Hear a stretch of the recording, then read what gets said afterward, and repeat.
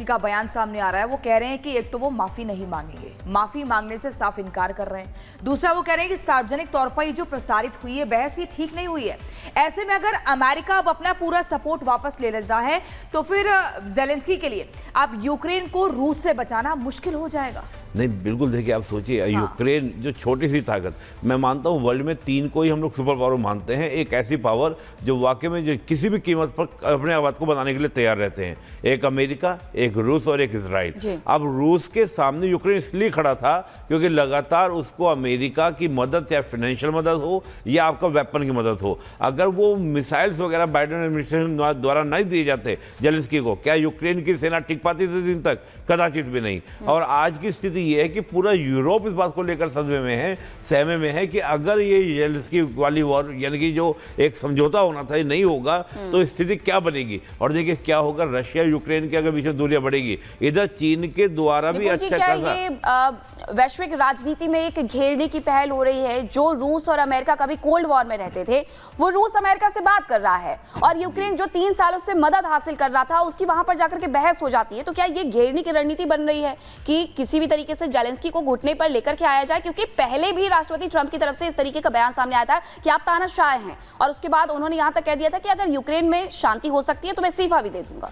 देखिए, मैं ये कहता हूं कि हमेशा आप ठीक है, बयान आप एक दूसरे के सामने दीजिए, अलग दीजिए, लेकिन जब सामने बैठे हो ना, तब तो आपका क्या एक डिप्लोमेटिक तरीके से बातों पे कुछ ना कुछ समझौता करना चाहिए था। और जेलेंस्की को समझना चाहिए, Zelensky is a buffer state. हम बोलते हैं यूक्रेन एक छोटा स्टेट है और एक बफर स्टेट की तरह है। 2 महाशक्तियों की लड़ाई के बीच में वो अपने आप को रोंद रहे हैं, इतनी उनको समझ में नहीं आ रही है। एक बार यूक्रेन बोलता है कि मुझे मेरी सोवरेंटी। देखिए, बात समझनी चाहिए। मैं हमेशा उदाहरण देता हूँ नेपाल भूटान का। जो चीन और भारत के बीच में नेपाल भूटान आपका क्या बफर स्टेट है। अगर नेपाल चीन के फेवर में जाता है तो हमको टेंशन होती है, और इसी तरह अगर चीन के हमारे फेवर में आता है नेपाल, हमें चीन को दिक्कत होती है। यही स्थिति आपकी यूक्रेन की है। तो यूक्रेन को बात समझना चाहिए कि छोटे स्टेट होने के नाते आप जो सोवरेंटी की जिद करते हैं, और जिद क्या कि मुझे नाटो मेंबर बनाओ, मुझे ईयू का मेंबर बनाओ, तो जिद से देश नहीं चलते। देश चलते हैं डिप्लोमेसी से, एक दूसरे के इंटरेस्ट को, एक दूसरे के देशों के इंटरेस्ट को समझते हुए। अमेरिका कह रहा है कि 350 बिलियन हमने तुम्हें दिए,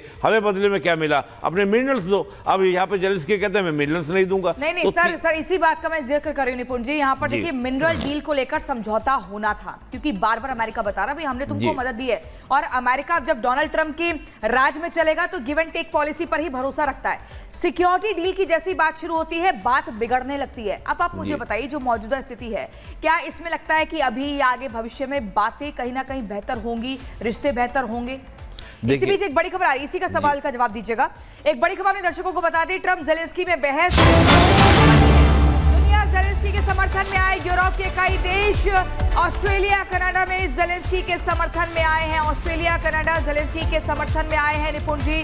तो ऐसे में अब इसको किस तरीके से देखा जाए? 2 धड़ों में दुनिया बंटती हुई दिख रही है। कुछ जेलेंस्की का सपोर्ट करेंगे, कुछ डोनाल्ड ट्रंप का करेंगे, लेकिन ऐसे में अब आप ये बताइए कि रिश्ते बेहतर होने की उम्मीद कहां तक दिख रही है, और 2 धड़ों में बंटती दुनिया को कैसे? और इसमें मैं एक छोटा सा सवाल और ऐड कर देती हूँ कि तुर्की के हमने पिछले दिनों बातें सुनी थी, तुर्की की तरफ से भी ये कहा गया था कि वो जेलेंस्की का समर्थन करेंगे। जी देखिए, पिछले दिनों आप देखिएगा, यूरोप जो है लगातार इस बात को सहमे में है, सदमे में है कि बाइडेन एडमिनिस्ट्रेशन तो यूक्रेन की सपोर्ट कर रहा था, ट्रंप एडमिनिस्ट्रेशन ने सपोर्ट करना बंद कर दिया।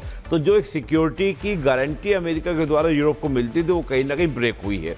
अब आप देखिए, कल ही आप देखिए ईयू के जो प्रेसिडेंट है वो भारत में बैठे हुए थे और भारत के साथ नए समझौते एफटीए करने के लिए बिल्कुल कवायद कर रहे थे। उधर आप देखिए, पुतिन की स्पोक पर्सन का स्टेटमेंट ये आता है कि EU president just like a bagger on the front of India, यानी कि इंडिया के सामने भिखारी की तरह जा रहे हैं। रीजन क्योंकि अमेरिका ने उनको क्या कर दिया, डंप कर दिया है, और उधर चीन ने जो सप्लाई चेन के ऊपर कंट्रोल किया है। तो इस समय जो यूरोप बोलता था कि यूरोप जो है just like a garden and पूरा वर्ल्ड जो है वो जंगल की तरह है। आज स्थिति यूरोप की ये है कि वो किसके पाले में जाए, वो अमेरिका को पकड़े या रशिया को पकड़े। खास तौर से मैं देख रहा हूँ जर्मनी और ज्यादा नाराज है। जर्मनी तो ये कहता है कि जो नई गवर्नमेंट आई, जो नए प्रेसिडेंट बनने वाले हैं जर्मनी के अंदर, चांसलर जो हैं, वो ये कह रहे हैं कि we want to independent of the USA, कि हमको अमेरिका से आजादी चाहिए। और ओलाफ शोल्ज का वो बयान हम सबने सुना भी साहब। बिल्कुल सर, आपके पास लौटू, लेकिन इस बीच एक बड़ी खबर आ रही है, वो भी आपको बता देते हैं। इटली की पीएम मेलोनी ने आपात बैठक बुलाने की मांग की है। अमेरिका यूरोप यूक्रेन में समिट की मांग की है। तो देखिए ये बड़ी खबर है सर कि इटली की प्रधानमंत्री खुद भी अब आपात बैठक बुला रही है। अब इटली की अगर हम रुख की बात कर ले तो किस तरफ जाने वाली है, क्योंकि इटली की पीएम का भी पिछले दिनों हमने बयान सुना था, जो वो तिगड़ी की बात कर रही थी कि एक तरफ भारत है, एक तरफ अमेरिका है और एक तरफ हम यानी इटली की पीएम है।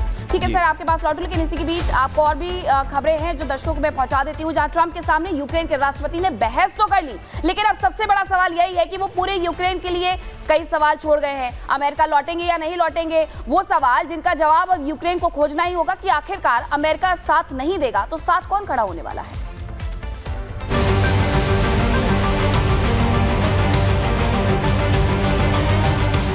ओवल ऑफिस में जंग,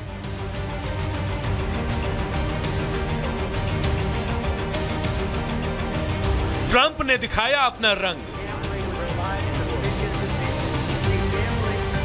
ट्रंप ने किया शाउट, जेलेंस्की ओवल ऑफिस से आउट। जेलेंस्की ने कभी सोचा नहीं था कि जिस अमेरिका के भरोसे 3 साल से वो रूस जैसी शक्ति से लड़ रहे थे, उसी अमेरिका के सबसे बड़े दरबार में उनकी इतनी बेइज्जती हो जाएगी। ट्रंप के दरबार में जेलेंस्की के साथ जो हुआ वो उन्हें इतना हद कर गया कि उन्होंने ट्रंप के घर का पानी पीने से भी इनकार कर दिया। इन सब के बाद अब यूक्रेन का क्या होगा? क्या अमेरिका अब यूक्रेन की मदद करेगा? कहीं ट्रंप का टैरिफ वाला चाबुक यूक्रेन पर तो नहीं चलेगा?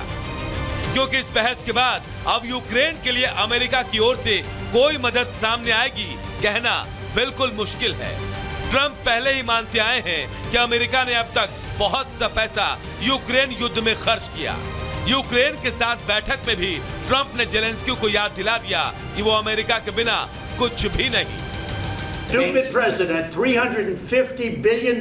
You voted we gave for you your military equipment, You and you voted men for are your brave, president. but they had to use our military. What about West? If you didn't have You our invited military me. equipment, this war would have been over in 2 weeks. In 3 days, I heard it from Putin. In 3 days. Sir मुंडाते ही ओले पड़े।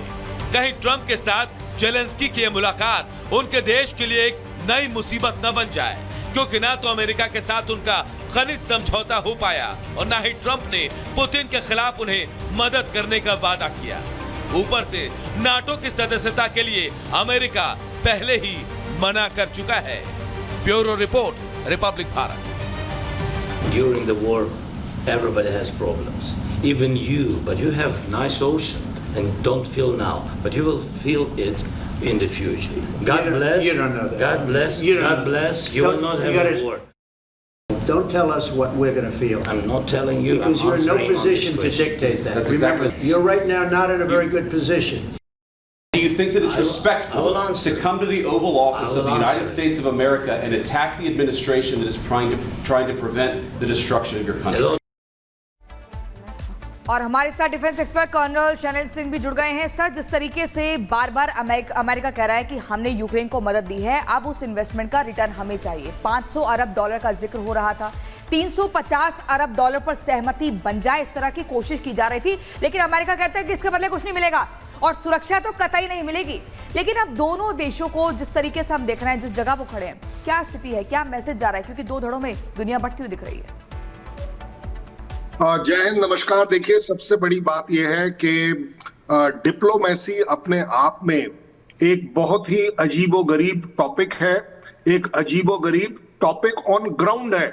Ground पर जो conduct ये वाला diplomacy का हुआ है international relations में 2 कंट्रीज का, public display, global public display मैं कहूंगा, पहली बार मेरे हिसाब से as a student of diplomacy में यही कह पाऊंगा, अनप्रेसिडेंटेड, कभी ऐसा हुआ ही नहीं। आई थिंक जेलेंस्की बहुत ज्यादा एसर्ट कर गए, शायद जो हमारी हिंदी लैंग्वेज में कहते हैं अपनी औकात से बढ़कर बात कर गए, अपनी डिप्लोमेसी की लिमिट क्रॉस कर गए जब उन्होंने पढ़ाना शुरू कर दिया ट्रंप को, जो कि मेरे को लगता है ट्रंप को बिल्कुल टॉलरेबल नहीं है, यूएस को बिल्कुल टॉलरेबल नहीं है। मुझे नहीं लगता कि कहीं पर भी ट्रंप ने कोई बात गलत कही।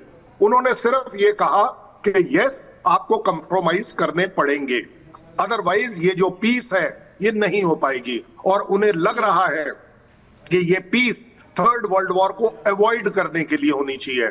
उन्हें लग रहा है कि ज़ेलेंस्की आप पीस की तरफ नहीं बढ़ रहे हैं, बिल्कुल। आप और लड़ाई अमेरिकी की तरफ बढ़ रहे राष्ट्रपति हैं। ट्रंप की तरफ से ये सर कहा भी गया कि आप तीसरे विश्व युद्ध का कारण बनेंगे अगर आप शांति वार्ता नहीं चाहते हैं, अगर आप शांति लेकर के नहीं चाहते हैं। रिपुर जी, मेरा एक सवाल ये भी है कि क्योंकि अभी हाल फिलहाल में सरकार बदल गई है, सरकार बदली तो क्या अमेरिका के नजरिया बदल गया, अमेरिका का रुख बदल गया? क्योंकि हमेशा अमेरिका को लेकर के एक धारणा ये भी रही है कि अगर अमेरिका ने किसी को कुछ दिया है तो उससे बदले में कुछ लिया भी है। जब ये युद्ध शुरू हुआ था रूस और यूक्रेन के बीच में, तब ऐसी कोई डील तो हुई नहीं थी दोनों देशों के बीच में कि भाई आपको कुछ देना पड़ेगा हमें, जब इस तरीके से खनिज संपदा मांगी जा रही है? बिल्कुल। देखिए मीनाक्षी जी, मैं हमेशा बोलता आया हूँ, अंतर्राष्ट्रीय संबंधों की जो प्रकृति होती है वो गिव एंड टेक की होती है। और खास तौर से मैं अमेरिका के बारे में तो हमेशा बोलता हूँ कि अमेरिका वो देश है, अगर वो किसी को स्लैप भी करता है, थप्पड़ भी मारता है ना, तो उसका भी पैसा लेता है कि मेरे हाथ में दर्द हुआ तुमको थप्पड़ लगाने का। सर मुझे माफी के साथ आपको बताना होगा, एक बड़ी खबर आ रही है, बड़ी खबर अपने दर्शकों को बता दें। ट्रंप ज़ेलेंस्की में बहस के बाद अमेरिका सख्त, ये बड़ी खबर आपको बता रहे हैं, यूक्रेन को सभी सैन्य मदद रोक सकता है अमेरिका मीडिया के हवाले से ये बहुत बड़ी खबर। इस बात की आशंका भी लगातार जाहिर की जा रही थी रिपुन जी, और यहां पर एक खबर